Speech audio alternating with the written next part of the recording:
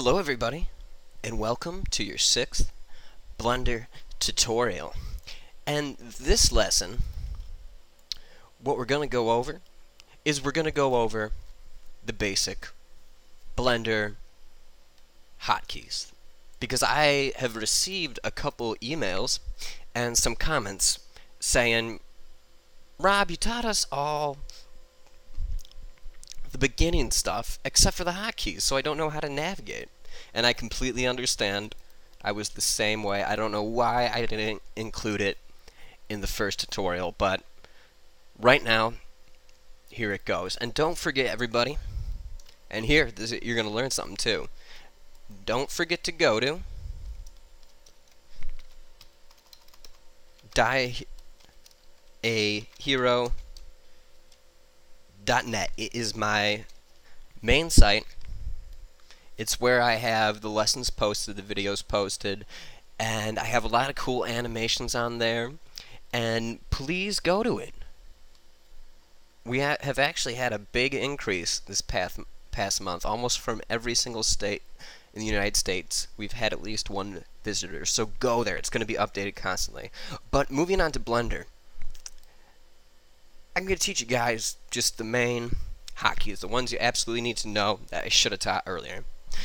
So, first of all, let me teach you something. You see how this is like this?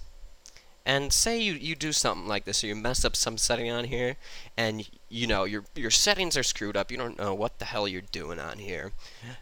What you want to do is you want to go to load factory settings, because that's going to load it how Blender first appeared when it was fresh out of the box, or fresh out of the zip file.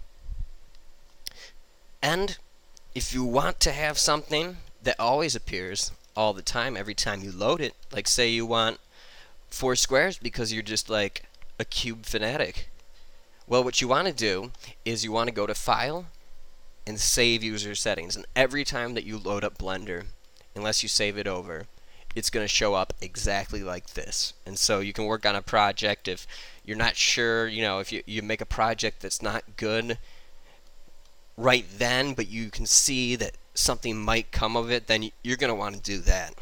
Because, trust me, only save files that you really want, because if you really use Blender a lot, you're going to be making tons of files, and a lot of them you're never going to even open again. And so it gets confusing when you do that down the line. And always name it something that will make you remember it. Okay. Now, some basic hotkeys in Blender. These are very important. This will allow you to really manipulate the objects that you see on screen. Eventually, it will just feel like it just feels so cool once you have a master of it, because then you can make it look anything you want, basically, depending on how much time you want to invest. But right now, the first question that I get asked the most is, what's the undo key? And I know I should have told you this day one. And maybe I did, but I must not have made it clear enough. When you want to undo something, actually it's not the undo key or hotkey that people get stuck on. It's the redo hotkey, because it's not like Microsoft Word where you just press Control Y. That's not going to do anything in Blender. It just won't. So let's say we want to undo. We make 2 squares, and we're like, oh geez, those 2 squares, man, they just totally ruined my cube masterpiece. Well, to undo, press Control Z. Simple. But say you go out of instinct, you press Control Y. What is up with this? It's not going. It's not redoing. Well, that's why you gotta press Control Shift Z. And don't ask me why. A few programs, a lot of open source programs I've found, use Control Shift Z for some reason, because they're anti-Windows, or they just like pressing more keys. They're overachievers. Either way, we gotta learn it if we want to know how to redo in Blender. Okay?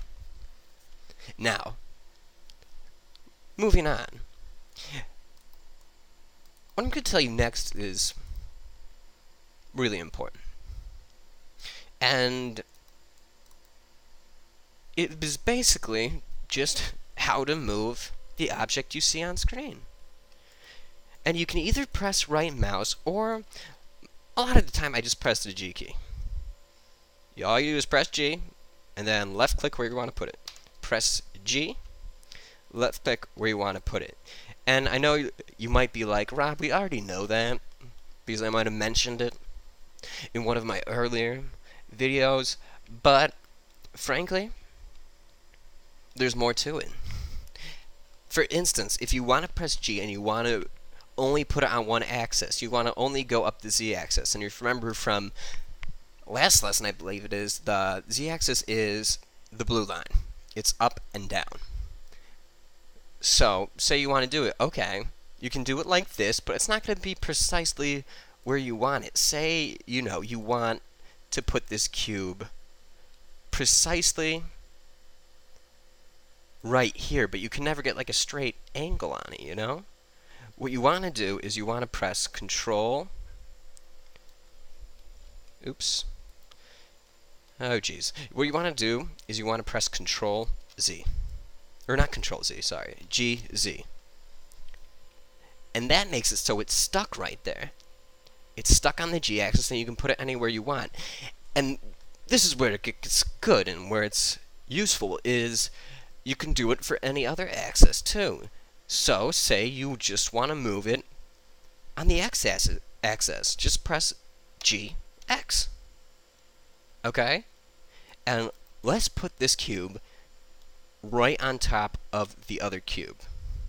And if you guys don't have the cubes, remember, all you got to do is go into Mesh, Cube.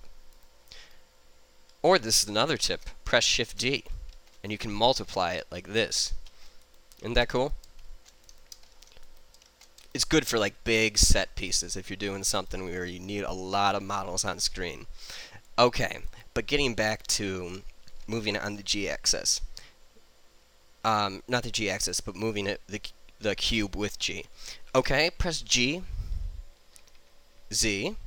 Depending where your cube is, you might want to press differently. And remember, there's another axis here, the Y-axis, that you can move along. So press G, Y, to move it like that.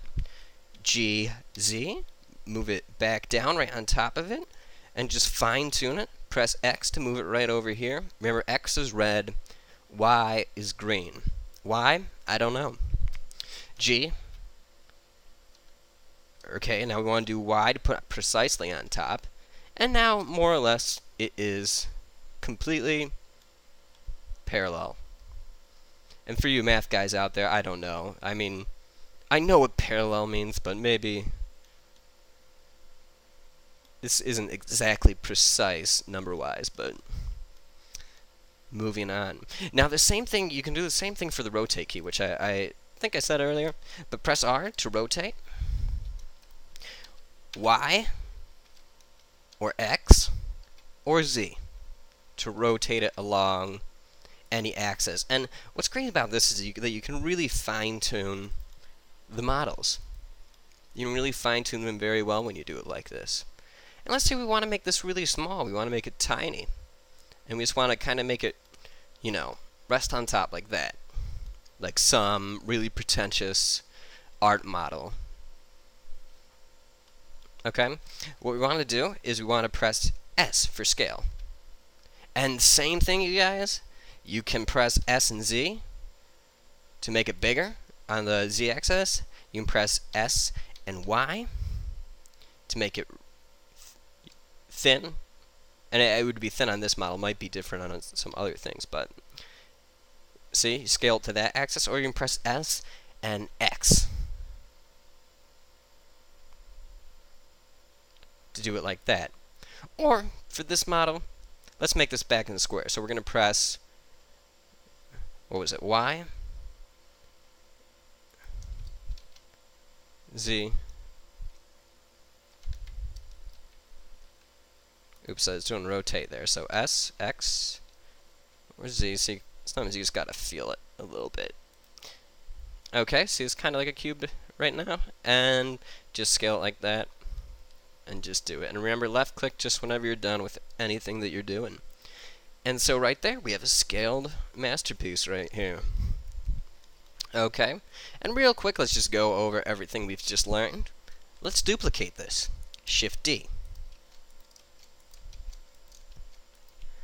Let's rotate it on the y-axis. That would be our Y. Left click. Okay, and let's just save this setting so that it always shows up, because this really is beautiful. No, it's not. It's weird looking, but the important thing to take away is that you can manipulate things so much better if you use the rotate key, the grab key, the duplicate key. And let me think, I think I went over all the useful hotkeys you're going to know. Oh, one more thing. Let's go over the mouse movements, because I think that was specifically asked, if I am correct. Alright, I've told you guys before, but zoom in, zoom out, move the wheel up or down.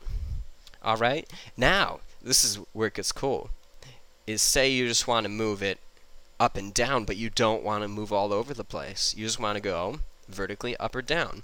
Well, hold shift and move the mouse wheel up or down. Up, up, or down. Okay? And say you want to move it horizontally, just press a control key right below the shift key, and you can do that too. And say you want to just move in a straight, unbending line. Just hold control, hold the middle mouse button, and go in and out with your mouse. That's your mouse movement, not your mouse wheel. Okay?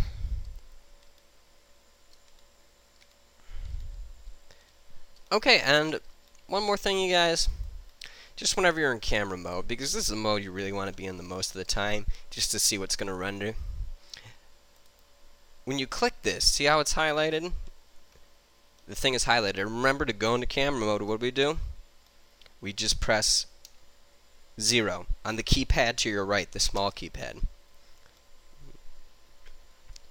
And to set it, say we wanted a different camera over here, we press Control 0, and that's on the far number pad. See? Okay. But how to actually move the thing when you're in it is have it selected like this. Press 0 on your far right. And it's the same thing when you manipulate objects. Press R. You can rotate the camera view. Press X, or press RX rather. You can move it this way. Press GZ. This is always very helpful one. And go up and down with GZ, because the Z-axis, remember guys, it's up. It's up and down. And let's try to move it this time. G, which is grab. GY, GX, GZ. Okay, you guys. Thanks for listening. I appreciate it. Don't forget to go to dieahero.net for tutorials, and guys, I've uploaded like basically all the links that have helped me out with web design and everything. You know, this is the stuff that I learned from, and they're great stuff. I only put the best websites up on my site, and you can see a lot of cool animations on there. For instance, right now I have facial expression of myself, and it's pretty cool. You can't really tell when it's looping. I've asked a few people just to kind of guesstimate. Nobody can get it right. But if you look real carefully and you tell me which time it loops, I'll give you a pat on the back.